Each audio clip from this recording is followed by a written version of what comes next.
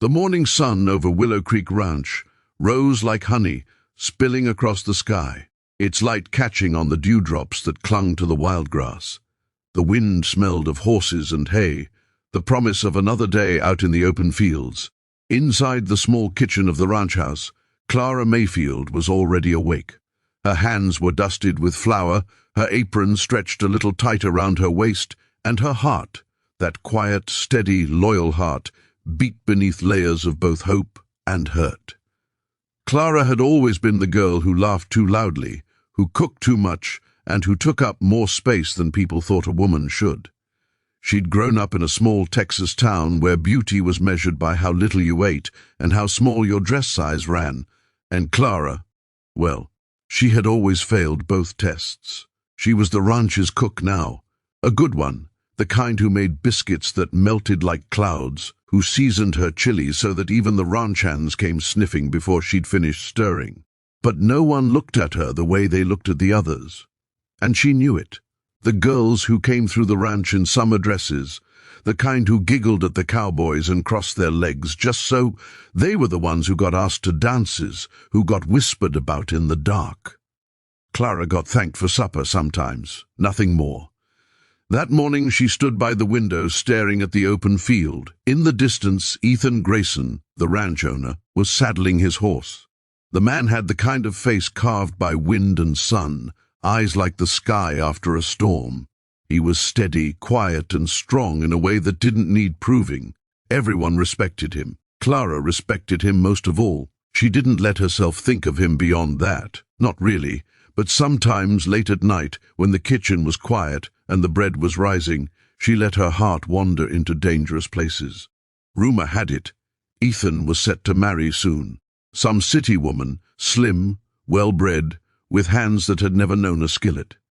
Clara heard it from one of the ranch hands who'd passed through town. "The boss is getting hitched," he'd said, chuckling, "and the lady's finer than lace. You best bake him a cake, Clara."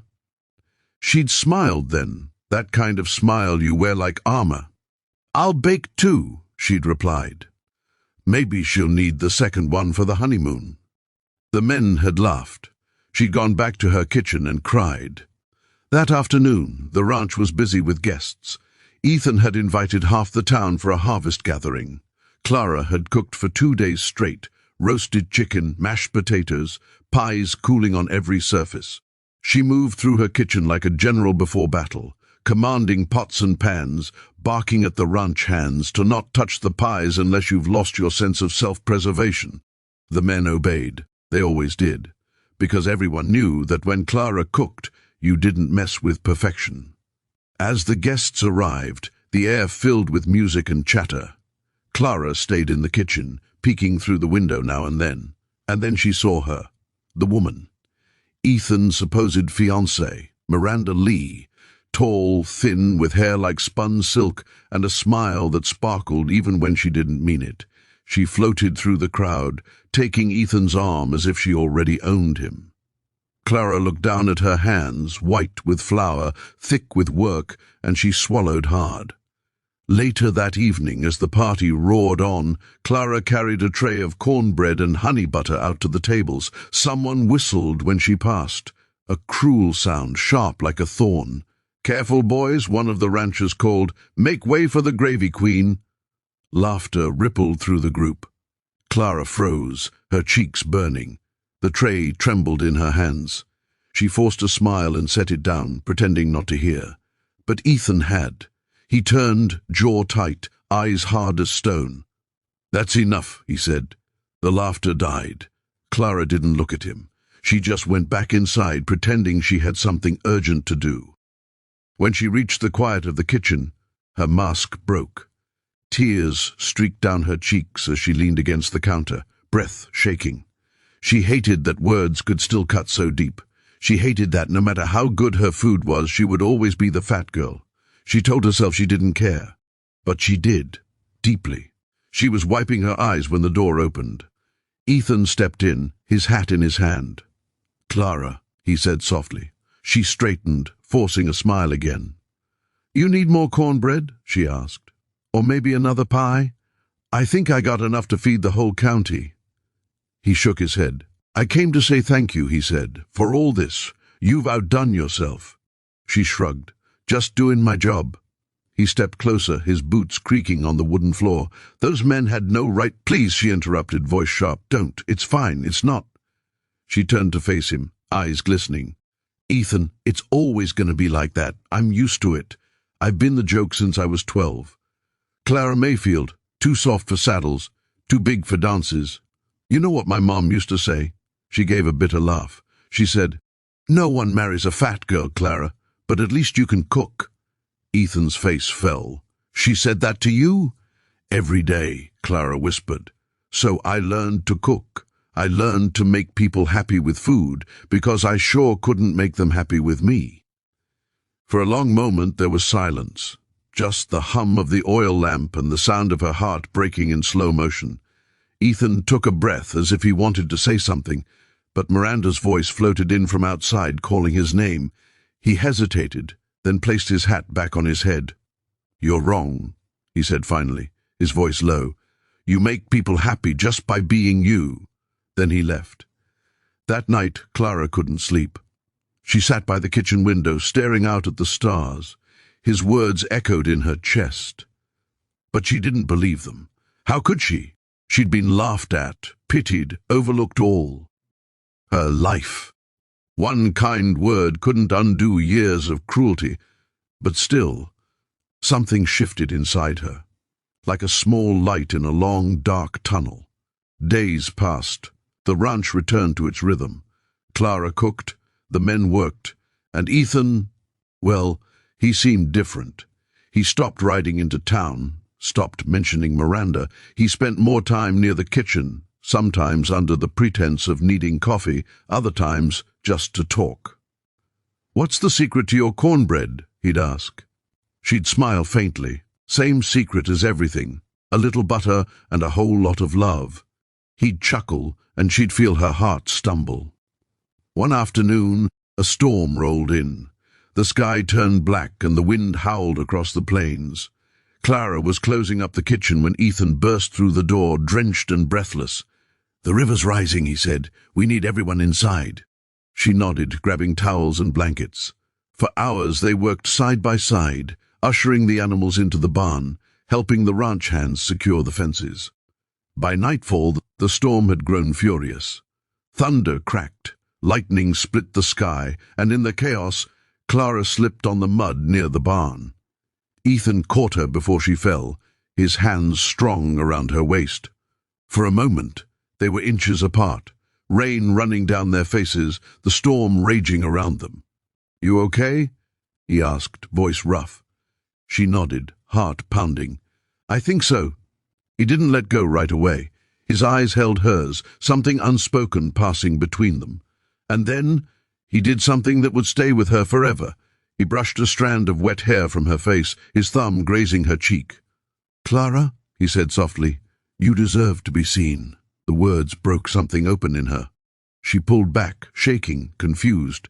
"Don't," she whispered. "Please don't say things you don't mean. I mean every word." She looked away, blinking tears. "You don't have to pity me." "I don't," he said firmly. "And for the record, I never planned to marry Miranda. I told her that before the party." Clara froze. "What?" "She came here thinking she could change this place, change me. But this ranch, it's my life, my people. You're part of that, Clara." Before she could reply, another flash of lightning lit the sky, and thunder shook the ground. They ran for shelter, breathless, soaked and silent. Inside the house, as the storm screamed outside, Ethan sat by the fire, watching her wring out her apron. He looked like he wanted to say more, but instead he just said, "You saved half the ranch tonight. Thank you." She nodded, heart still racing. "You'd have done the same." He smiled faintly. "Maybe, but I wouldn't have made it through without your chili." She laughed, really laughed. For the first time in weeks, it filled the room like sunshine cutting through the rain. When the storm finally passed, the world outside smelled clean and new. The moon broke through the clouds, silvering the wet fields. Clara stood by the window again, watching the light stretch across the land. Somewhere deep inside her, She felt the weight of something lifting. Maybe her mother was wrong. Maybe being loved wasn't about looking perfect. Maybe it was about being real. And just before she turned in for the night, she heard a knock at the kitchen door. It was Ethan. He stood there, hat in hand, eyes steady. "Clara," he said, voice quiet but sure, "we need to talk." The way he said it made her heart stop. That was the night everything changed. The storm had left the ranch washed clean, like the heavens had wrung themselves out over the earth just to start it all over again. The air smelled of rain and cedar, the ground soft beneath the boots that carried Ethan Grayson to the back door of his house, the one that led straight into Clara's kitchen. His hat was still dripping when he knocked. It wasn't a timid sound. Ethan wasn't a timid man, but there was something in his stance, in the way he held his breath, that said this conversation mattered more than any storm he'd ever faced. Clara opened the door, her hair still damp, the glow from the lantern washing her face in amber light. For a second, neither of them spoke. They just stood there, him with the rain at his back, her with the warmth of the kitchen around her, two souls caught between what was and what might be. "Ethan," she said softly, "it's late." "I know," he replied. "Couldn't sleep. Figured you couldn't either." She tried to smile. "You figured right." He stepped inside, closing the door behind him. The wind sighed through the cracks of the old ranch house, and somewhere in the distance, a coyote howled like a ghost that refused to rest. Clara folded her arms, watching him. "You said you needed to talk," she said. "What about?"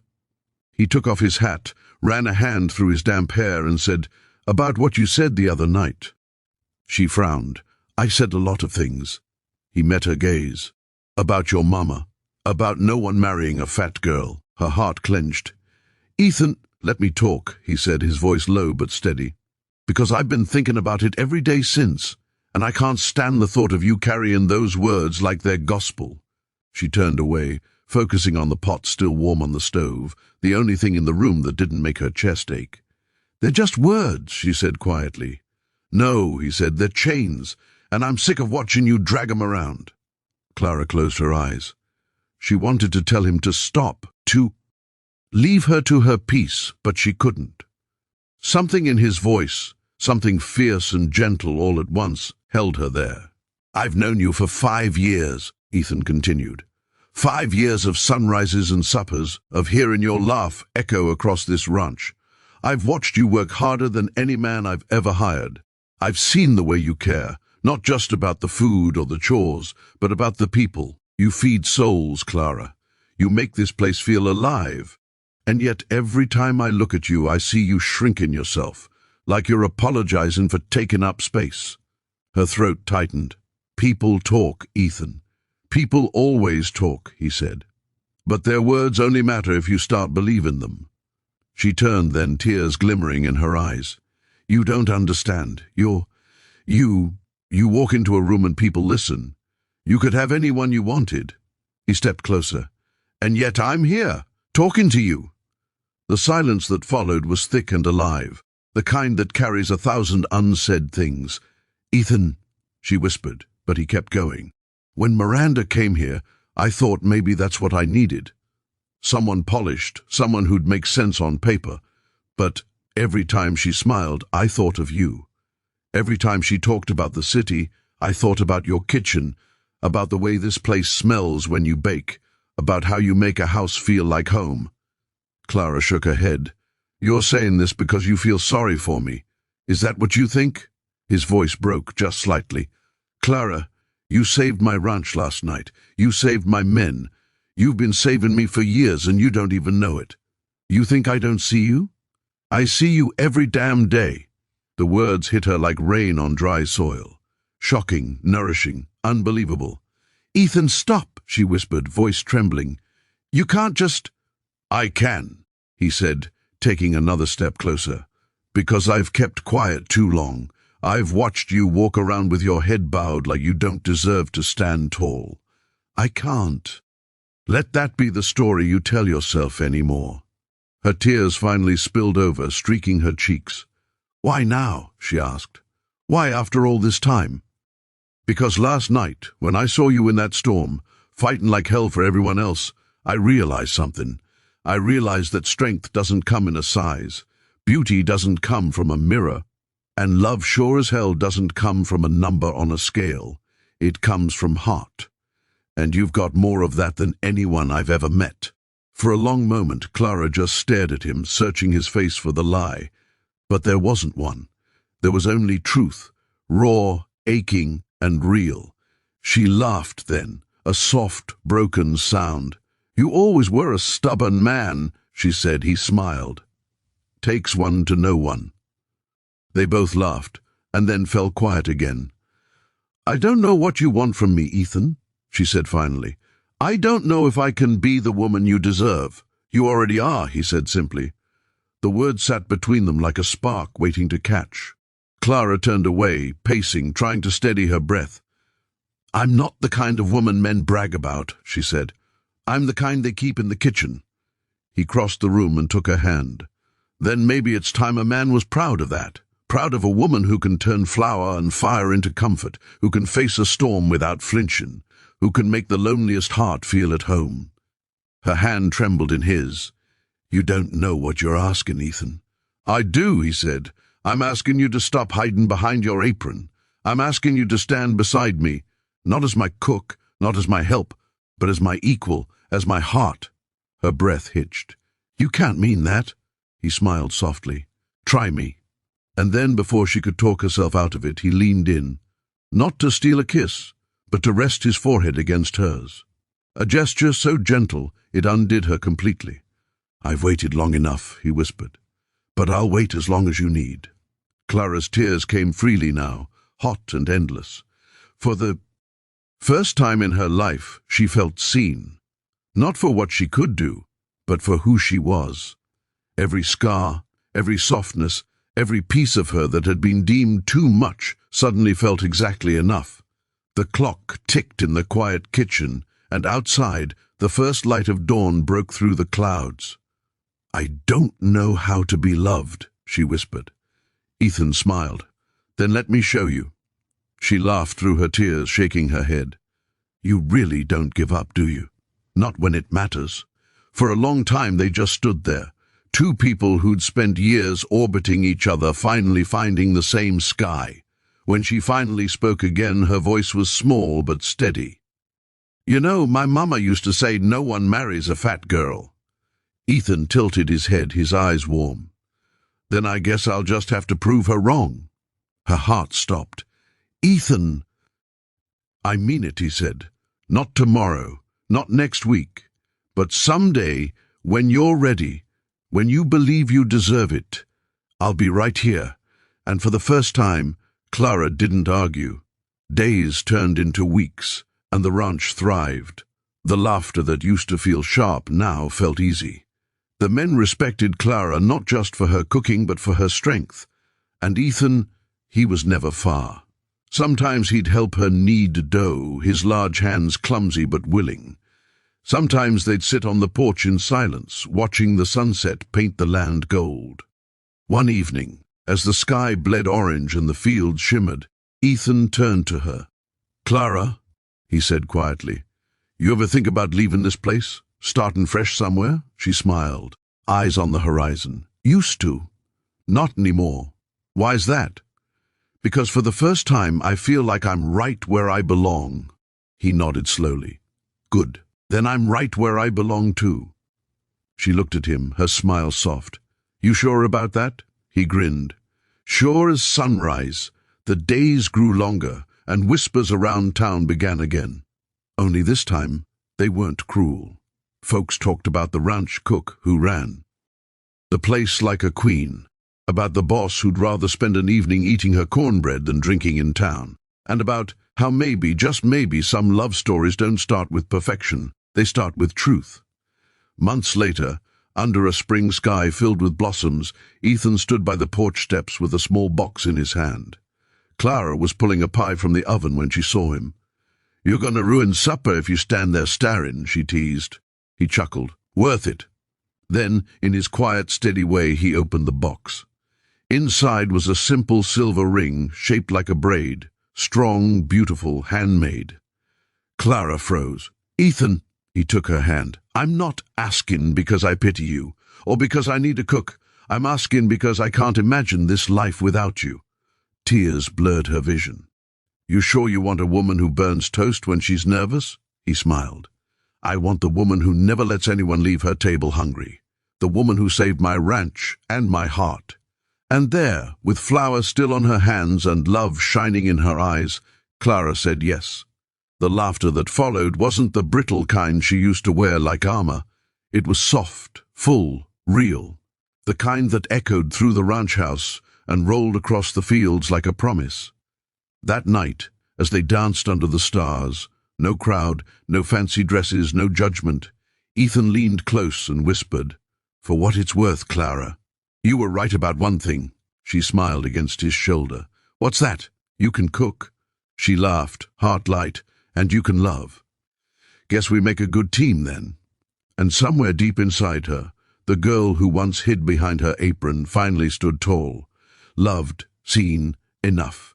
If this story touched your heart, if you believe that beauty is more than what the mirror shows, hit subscribe, because more stories like Clara's are coming. Stories about courage, about second chances, and about love that sees the soul before the skin.